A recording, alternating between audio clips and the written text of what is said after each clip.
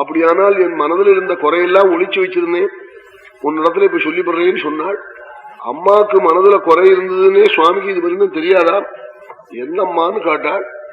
திருஷ்டபூர்வம் கல்யாணம் சுகம் அபிபுத்ரே சுபஷ்யேயம் இதி ராமாஸ்திதம் மயா.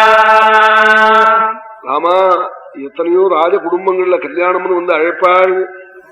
ராஜாவையும் என்னையும் கைகையும் சுமித்திரையும் ராஜா ஏராளமான சைன்யத்தோட திவ்ய ரசத்துல கைகைய பக்கத்துல வச்சுட்டு பரப்படுவார். என்னையும் கூப்பிட்டுருக்காளேன்னு நானும் அலங்காரம் பண்ணின்னு இந்த பக்கத்தால ஏறி பக்கத்துல போய் உட்காருவோம்னு போவேன். கைகி உடனே ராஜாட்ட ரகசியமா அவ வந்தா நான் வரமாட்டேன்பள். அதற்காக கழவர் என்னை சீறி சீறி விழுந்து கீழே இறக்குவன். எத்தனை முறை தேர்ல ஏறி நான் கீழே இறங்கியிருக்கேன் தெரியுமா? அவள் ஏதாவது கைகி லட்சம் சாதுக்களுக்கு அன்னவண்ணனம் நினைப்பள். ராஜா கையில் இருப்பதனால உடனே நடக்கும். நான் அப்படி நினைச்சா நடப்பதில்லை. இதற்கெல்லாம் ஒரு காலம் உண்டு. என் புத்திரனான நீ பட்டாபிஷிக்தன ஆணையானா நல்ல காலம் பிறக்கும் நினைச்சேனே, தெய்வம் அதன் தலையிலையும் கல்ல போட்டுச்சேன்னு அழுதாளாம்.